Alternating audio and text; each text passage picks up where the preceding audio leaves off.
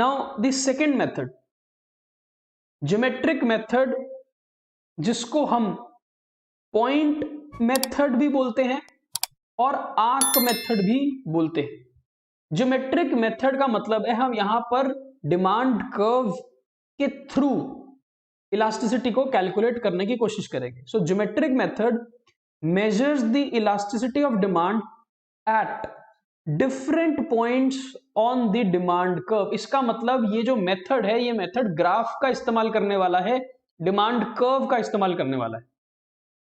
It is also called point method or arc method.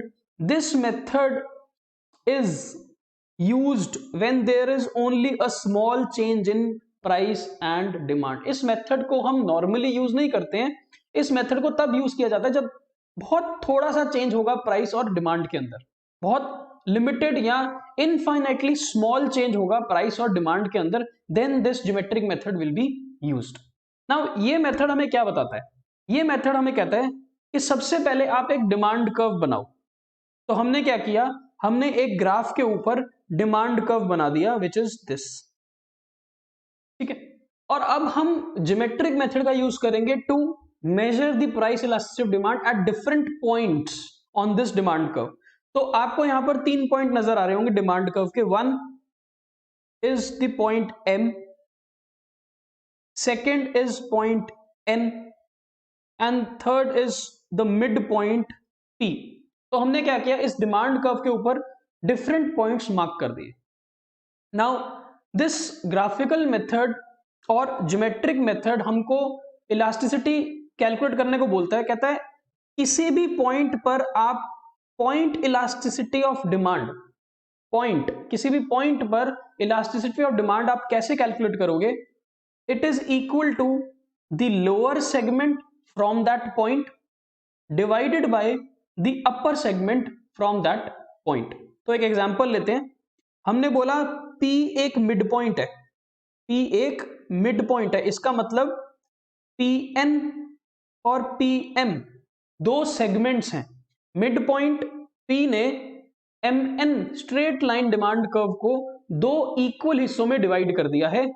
One is PN which is called the lower segment, क्योंकि ये P point से नीचे है। तो PN is the lower segment and the second is the upper segment PM because ये P point से ऊपर की तरफ है। Now the price elasticity is equal to lower segment which is PN divided by upper segment which is PM। तो lower segment कितनी value की होगी डिवाइडेड बाय अपर सेगमेंट कितनी वैल्यू की होगी। अब क्योंकि P मिड पॉइंट था तो जो PN लोअर सेगमेंट है वो PM अपर सेगमेंट के बराबर है।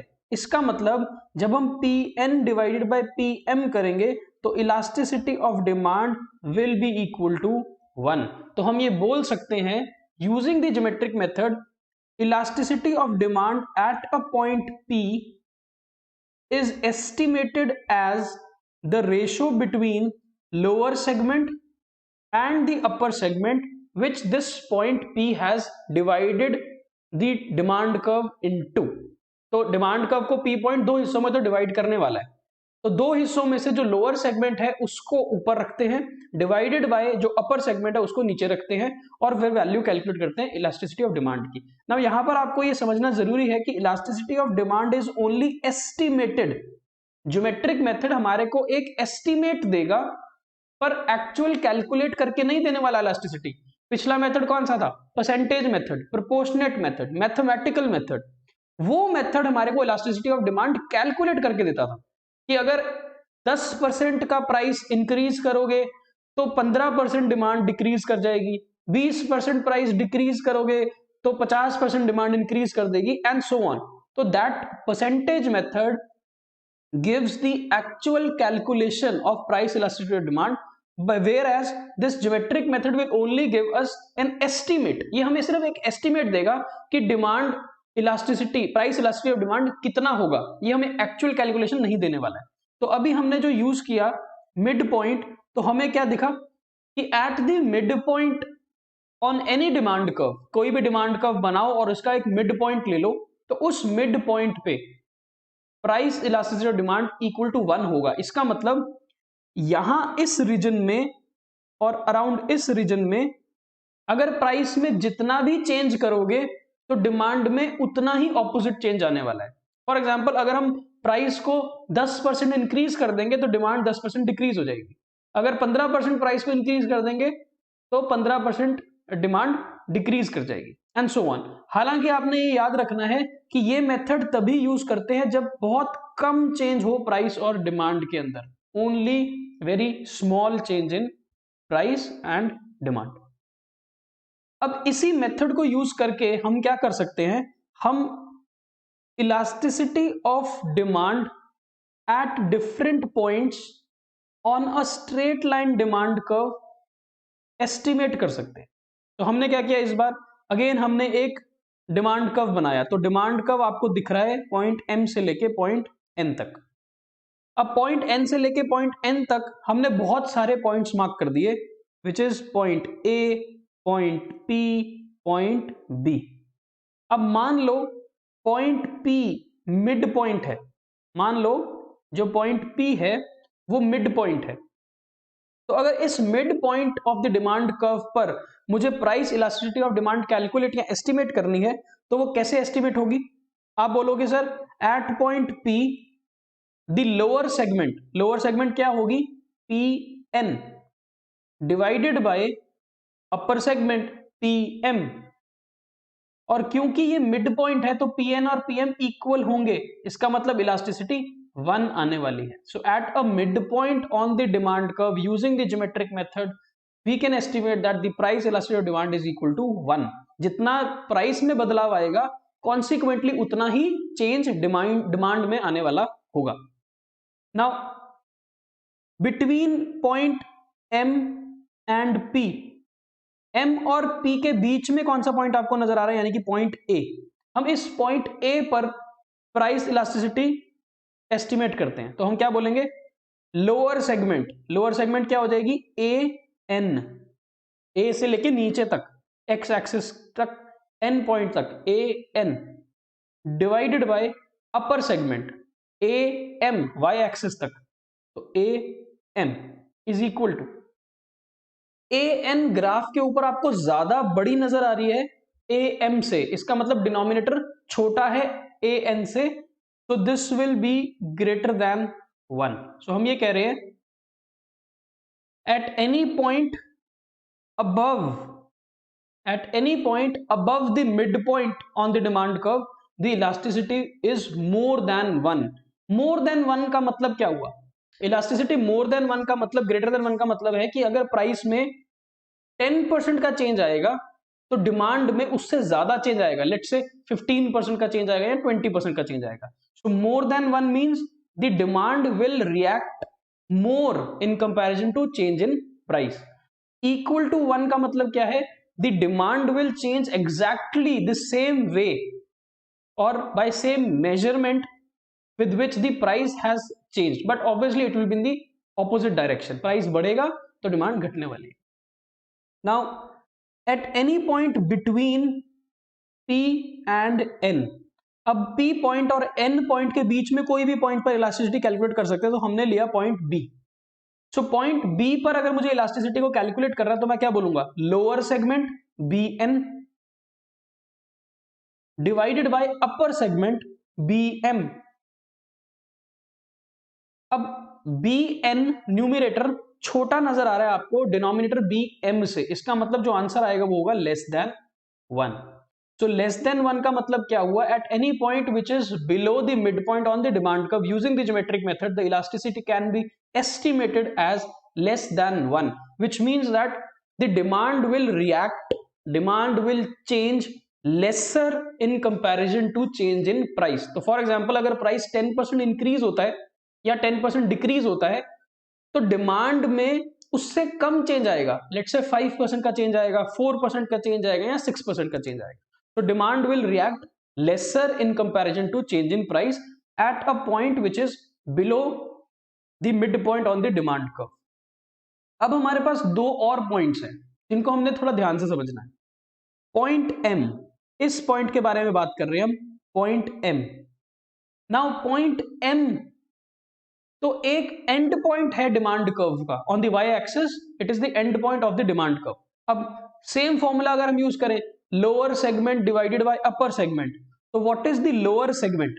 Lower segment is the whole of demand curve, whole of demand curve which means M N divided by upper segment. अब यहां से अपर सेगमेंट तो है ही नहीं, यानी कि अपर सेगमेंट की मेजरमेंट कितनी है? 0, और anything divided by 0 is not defined. तो ये हमारे पास आ गया इंफिनिटी। इसका मतलब the demand curve is infinitely elastic, which means even when you do not change any price or a very minute change in price will result in demand reacting infinitely, यानी कि customer या consumer बहुत ज्यादा sensitive है इस price point पर, because ये price point बहुत हाई है, बहुत ज्यादा प्राइस हाई है यहां पर। इतना हाई प्राइस पर अगर आप थोड़ा बहुत भी प्राइस और बढ़ा दोगे तो आपकी डिमांड और कम हो जाएगी, हालांकि पहले से ही वो 0 है। या फिर अगर इस प्राइस पॉइंट से आप थोड़ा बहुत प्राइस चेंज करोगे तो आपका जो कस्टमर है वो बहुत ज्यादा रिएक्ट करेगा। ठीक है, इसका मतलब होता है इनफाइनाइट रिएक्शन या इनफाइनाइट प्राइस इलास्टिसिटी। एक और पॉइंट है हमारे पास which is point N, that is again on the end point of this demand curve lying on the X axis. अब इस पॉइंट पर अगर मुझे इलास्टिसिटी कैलकुलेट करनी है तो फिर मैं फॉर्मूला यूज करूंगा lower segment. Now lower segment तो है ही नहीं, लोअर सेगमेंट तो 0 है, तो 0 divided by upper segment. Now upper segment is the whole of demand curve, पूरा डिमांड कर्व है एम एन। नाउ इसका आंसर क्या आएगा? एनीथिंग जो 0 है न्यूमरेटर उसको किसी से भी डिवाइड करोगे तो आंसर तो 0 ही आने वाला है, तो इलास्टिसिटी इज 0। इलास्टिसिटी 0 का मतलब क्या है? इलास्टिसिटी 0 होने का मतलब है कि कस्टमर रिएक्ट ही नहीं करेगा।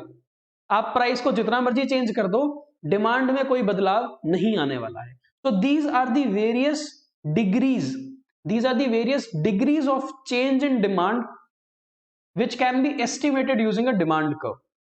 क्लियर हुआ? तो एक बार मैं यहां पर फिर से बना देता हूं। तो हमने बोला एक डिमांड कर्व है जिसको हम स्ट्रेट लाइन डिमांड कर्व बोल रहे हैं। ये डिमांड कर्व दोनों एक्स एक्सिस और वाई एक्सिस को टच कर रहा है। सबसे पहले हम जो फॉर्मूला यूज कर रहे हैं वो फॉर्मूला हम लिखते हैं कि price elasticity of demand is lower segment divided by upper segment, यानी कि length of lower segment divided by length of upper segment. फिर हमने बोला कि अगर हम डिमांड कर्व के मिड पॉइंट पे इलास्टिसिटी कैलकुलेट करें, डिमांड कर्व के मिड पॉइंट पर, तो इलास्टिसिटी आएगी, elasticity of demand will be equal to 1। इसका मतलब डिमांड उतना ही चेंज होगा जितना प्राइस में चेंज आया है। अगर हम डिमांड कर्व के इस पॉइंट पर इलास्टिसिटी कैलकुलेट करते हैं, इस पॉइंट पर, तो elasticity of demand will be less than 1। इसका मतलब हम ये याद रख सकते हैं या ये समझ सकते हैं कि जब प्राइसेस बहुत कम होते हैं, यानी कि लोअर होता है price, lower price of any commodity, then at a lower price the elasticity is always less than 1 because consumer come reaction देता है। at a point which is on the x axis elasticity becomes equal to 0। इसका मतलब there will not be any change in demand। at a point which is above the midpoint the elasticity of demand will be greater than 1। greater than 1 को आप ऐसे याद रखो कि at a higher price point, higher price point the customer will react sharply or the customer will react more in his demand pattern than a change in price। तो customer का sensitivity increase हो जाती है जैसे जैसे price increase करता है, और कस्टमर की सेंसिटिविटी या reaction to change in price decrease हो जाता है जैसे जैसे प्राइस लोअर सेगमेंट में चल जाता है। और एक पॉइंट ये है जहां पर इलास्टिसिटी इनफाइनाइट हो जाती है। इनफाइनाइट मतलब the customer will react infinitely without or with a very small change in price। so these are the various elasticities जो हम डिमांड कर्व के ऊपर एस्टिमेट कर सकते हैं यूजिंग द ज्योमेट्रिक मेथड। बस ज्योमेट्रिक मेथड खत्म, इतना ही है। वो सिर्फ हमारे को डिफरेंट डिग्रीज बताता है, एग्जैक्ट कैलकुलेशन नहीं देता है। क्लियर हुआ यहां तक?